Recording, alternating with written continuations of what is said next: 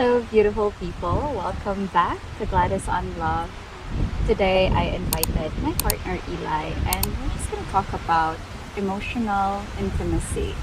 I think for a lot of people, when we talk about intimacy, they just think of cuddles, kisses, sex. But there's actually a different layer of intimacy. And right now, we're going to focus on the emotional side of it. I want to ask you, when you hear the word emotional intimacy, what does it mean? First word that comes to mind is vulnerability, I guess. When is the time that you feel emotionally connected to Hard conversations or real conversations, when people talk about the stuff they usually don't talk about, like your fears, what you really want that you don't usually talk to other people about. And maybe one of the highest states of emotional connection or intimacy that I feel I just wish it was more common is appreciation, respect, gratitude, adoration. Just like when you look at someone and you really just feel almost like awe for how much you appreciate the person. Would be another example. How about you? I don't want this to be a one-way interview. Yeah, I notice I feel emotionally connected to you when we are vulnerable with each other, especially when we're misaligned or when we're having argument and when we decided to okay, let's sit down and let's talk about it. I love the framework that we've been using, which is expressing what is it that you desire, what is it that you want. And sometimes what you want is, I want to be connected to you. But we're not able to say that. It's so easy for us to express the things that we didn't like. So I love that we do that framework. And when we go down to what are the things that you're afraid of, usually that's the part that I love to hear from you, and for me to be able to just hold space, not make it against me, not make it as my job or responsibility to actually solve that problem for you, but just to hold space. And when I'm able to do that, it makes me feel so good and it makes me feel so connected, because I feel like it's safe to share the things that you're afraid of. And maybe I don't know the answer, but I got your back, something like that. Yeah. And yes, the appreciation part as well. What you want, what you fear, and what is it that you love and appreciate.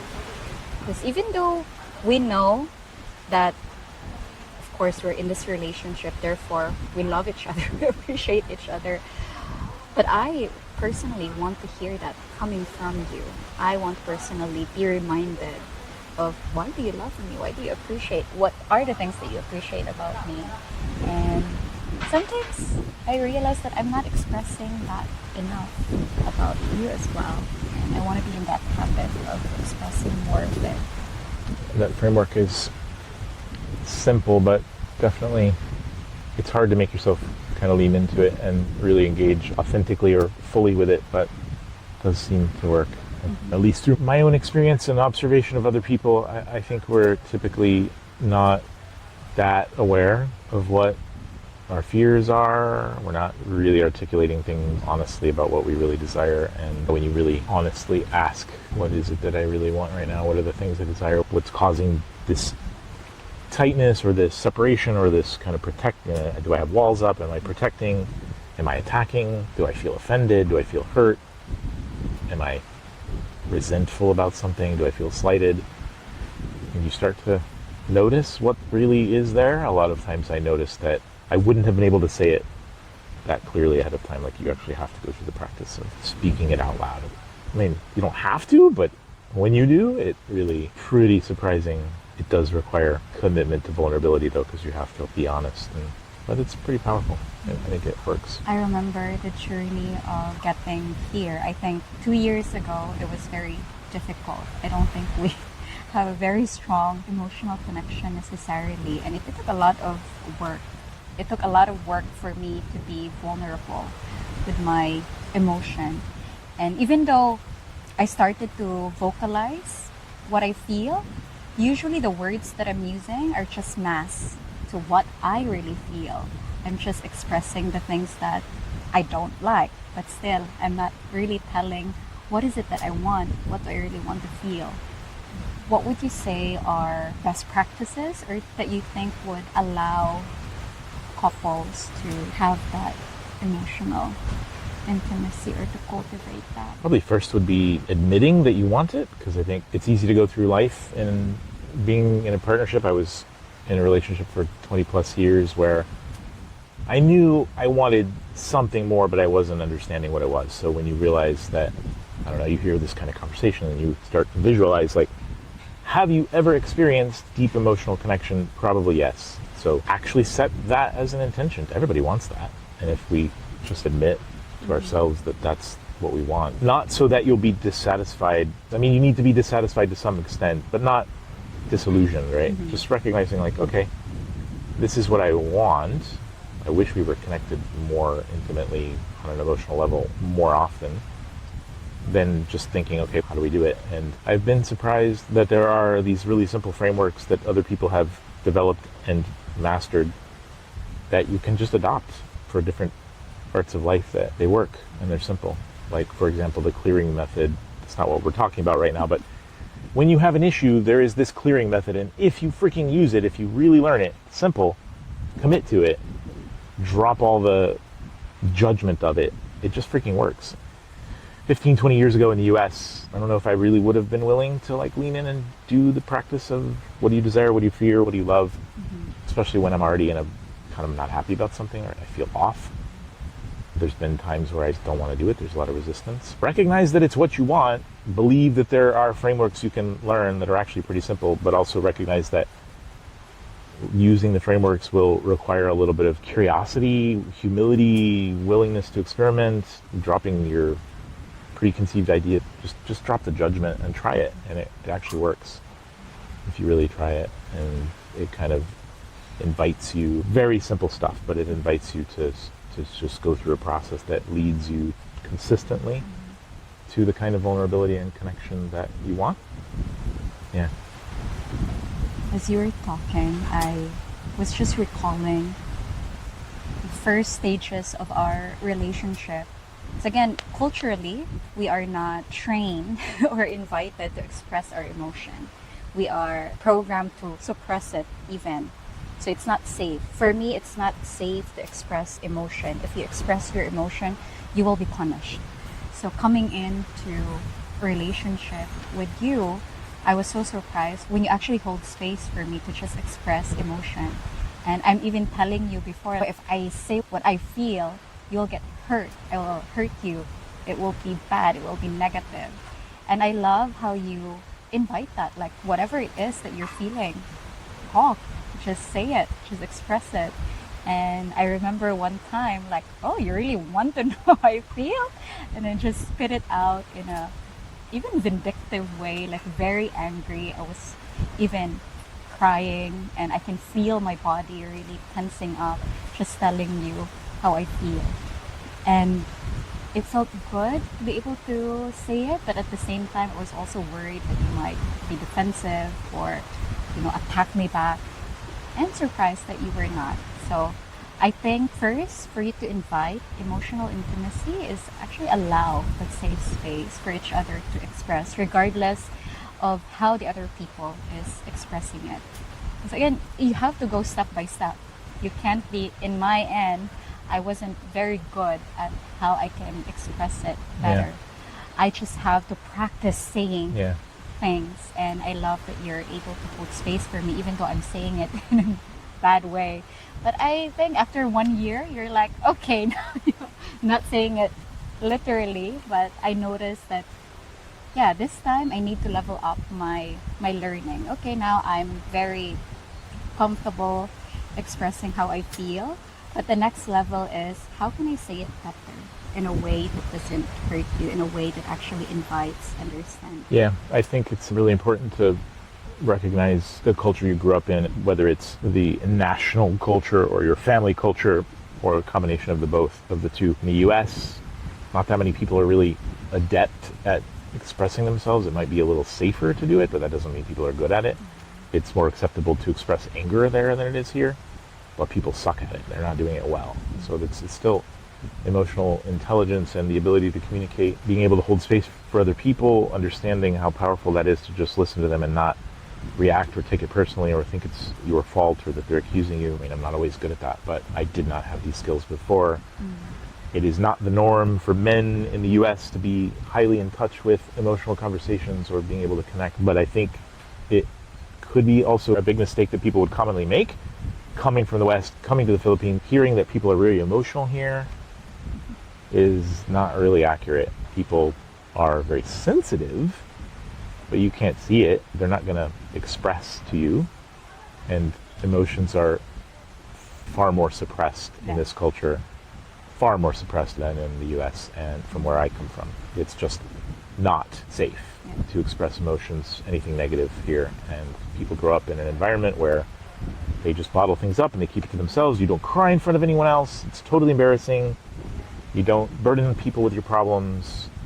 You don't tell them when you're pissed at them. You don't express directly to their face what you don't like. You tell other people behind their back. It's not a place where people have grown up knowing that they can speak openly about what they actually feel and that it's safe, and that's a good thing. They've never experienced good results from that, so people here just don't know how to do it. So even though you think you're with somebody who's very soft and sensitive, it doesn't mean they have the ability to know what they feel very clearly, and definitely not to talk about it. That's important to know. That's true. That's so true. I'd love to wrap up this conversation by actually showing everyone how we usually do the want, fear, and love framework, because we've been using it a lot, especially when we're having misunderstanding with each other. To reconnect back, this is how we use it. To turn conflict into creativity, we try to use this framework as well, and it never fails.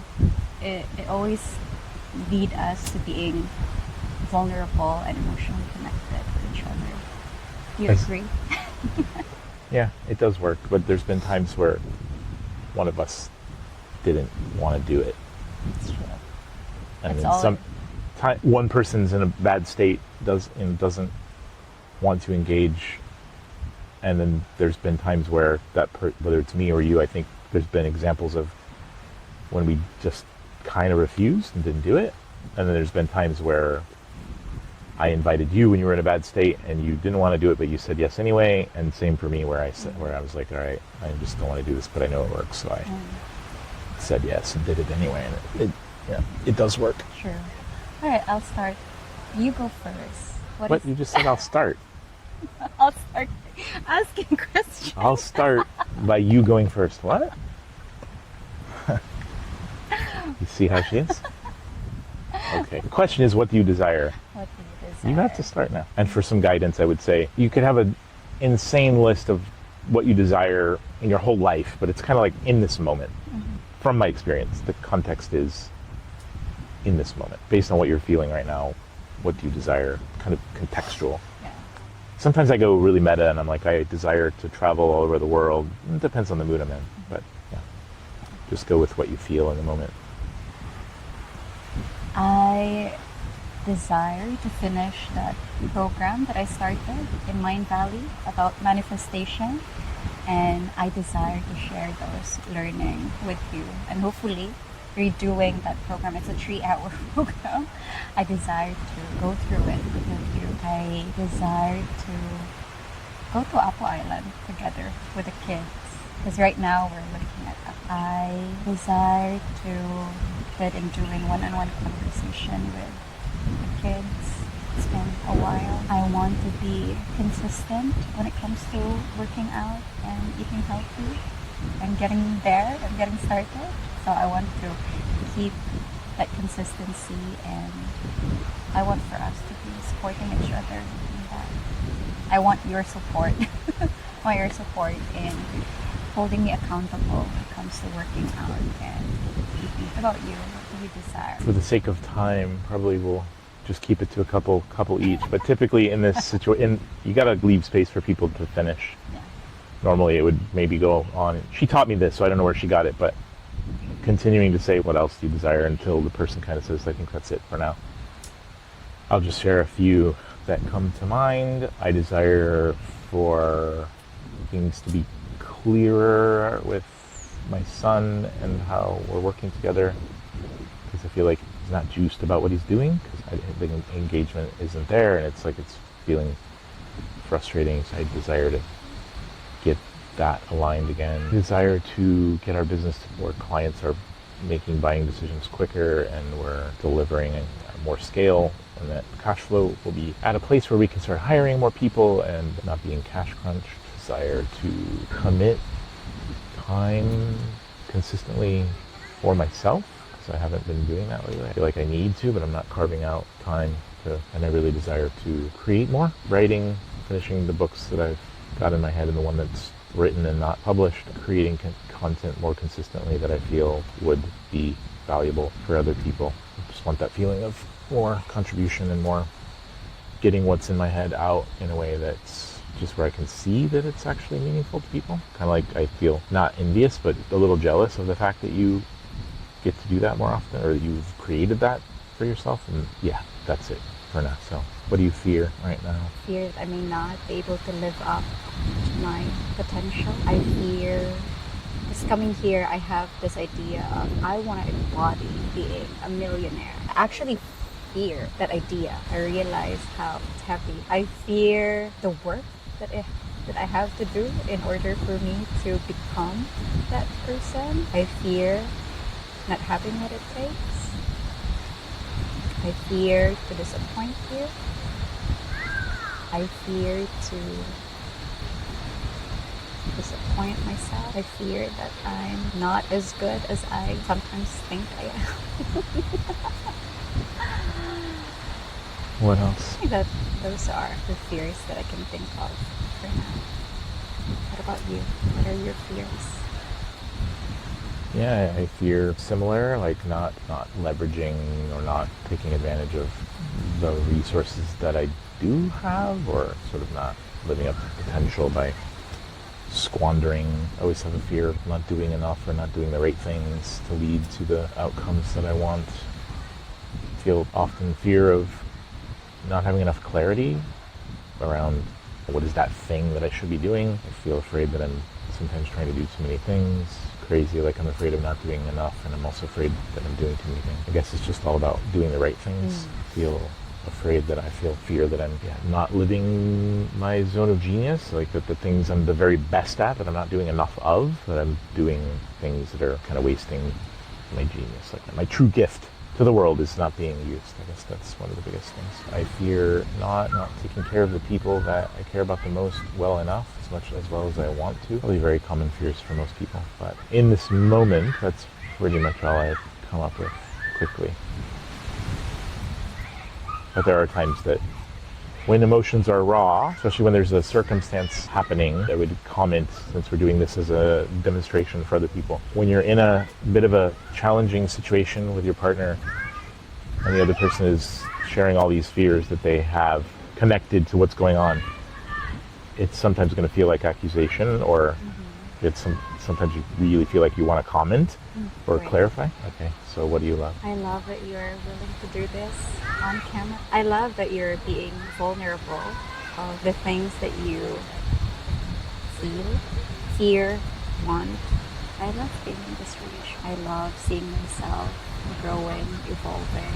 I love the work, even though it's uncomfortable. I love the work that I'm doing, like creating content, sharing the things that I'm excited to learn, sharing things that I'm learning, sharing the things that have been effective for me in my life, and being able to share those to other people. And I love when I hear other people come back to me and say like, hey, listening to your content, listening to your video inspires me. I love how you challenge me. You don't tolerate you don't tolerate me, but you actually call me out on things that you need to improve on, or I can get better at. About you, what do you love and appreciate? Love that we can work at the beach and have this breeze. It's pretty amazing right now. Good weather. I love that you are pursuing your passion and that you're so authentic in what you do, and that you're really good at what you do. And I always say this to her, just the thing I love about you the most is that you are always willing to do that hard work. Not right away always, but that you're willing to lean into scary stuff consistently, which for me is the most reassuring thing that you could ever have in a partnership. It's just that the person you're with is always willing to identify the learning or the the challenge in a situation and do the work to grow. That's how you do that framework. Expressing what is it that you want and desire, sharing your fears, and wrapping it up by what is it that you love and appreciate, even for yourself or for the partnership or for your life. It doesn't have to be about the other person Yeah. always, yeah. Exactly. And you were saying earlier, it doesn't go as smooth as this. Especially when you're having conflict, because sometimes, you were explaining it earlier. Yeah, I was just going to say, if you're going to do this, be super committed as the listener to just listen, and then it'd be nice if you said what else, just softly. That's all. Do not comment, do not react. Sometimes you're going to hear things that you don't agree with, or that sound like there's a big misunderstanding there, or you're being accused or judged or blamed or whatever, but it's critical not to respond, basically. It's just a space to share. If you respond, the whole thing will crash. It's not going to work. And the funny thing is, when you're listening to the other person share things that kind of trigger you, you're probably thinking by the end of the process that you want to talk about that thing. But I've just noticed that we end up not really doing it because it doesn't matter anymore. It's like once you've kind of just cleared it or shared it, maybe there's something later on you want to take a note another day. Hey, when you said that thing that you feared, it made me want to ask you, what did you mean by that? Because I really wanted to understand it better. Curiosity, but yeah, the whole process is really just about that emotional connection and a safe space to share. That's it. Maybe at some point I was expressing my fear of, oh, maybe you're not attracted to me anymore. You don't love me, like I'm not the ideal partner for you. It helped me to just verbally process it. I don't really want him to validate or to tell me that, no, you're the best partner or blah, blah, blah. Because for me, it helps me to realize like, oh, wow, I have those fears. Like crazy. Sometimes I didn't even know that those are actually underlying subconsciously. I have those fears, and no wonder I am very insecure or I'm reacting because I have those underlying fears. But it's pretty tempting for the other person to listen to it, to actually reassure. Yeah, don't. Just don't. Just listen. Just follow the process exactly like that. And it's going to be a little uncomfortable at first, maybe. And you might not be that vulnerable at first because not everybody's used to doing that. And I would say here's probably the biggest thing to keep in mind is for people to reveal more honestly, more deeply, like more of what's really going on inside them. They need multiple, probably many experiences where they find out that it actually pays off and that it is safe. So responding will disrupt that. So you just got to do it across weeks and months. Eventually you'll start to realize like, wow, this actually feels really good. It is safe. It does connect us. It will potentially lead to deeper understanding, but that's not really the point. It's more just about creating that safe space to just vocalize. And you'll discover things you didn't even know. You didn't know why you were feeling something shitty until you started asking yourself, and then you realize, oh, it's because I'm afraid of this. And you don't always want to say that out loud. So overall, the benefit of doing this exercise is not just about allowing both of you to be emotionally connected to each other, but also ultimately getting to know yourself, getting in touch with your emotion, and being able to feel safe to verbally express and say it. So there you have it. I hope that all of you enjoy this conversation. I would love to do more of this and just share with you the things. What are the methods? It's very strange at first. In the beginning of our relationship, I find it so practical, so systematic. I'm like, this is not the fantasy relationship that I have imagined. Why is it like business? Why do you have system and process that we're following? But hey, it works. It's so much better than to go into a relationship with no direction. I feel like I am more directed. I feel like I have a better structure, and it makes me feel confident about our relationship too, because if things feel heavy or easy, like we can always just tap into those practices, framework that we know work, and it can redirect us back to connection. Yep. Frameworks work because humans I mean, we're super complex and we don't really understand ourselves that well. They work for a reason because they were, designed for a reason. Thank you so much, beautiful people, for tuning in and for just listening all the way till the end. I hope that you get a nugget or two, and hopefully you will try this. And if you did, let me know in the comment section below. How was it? How was the experience for you? Thank you, everyone, and have an orgasmic day.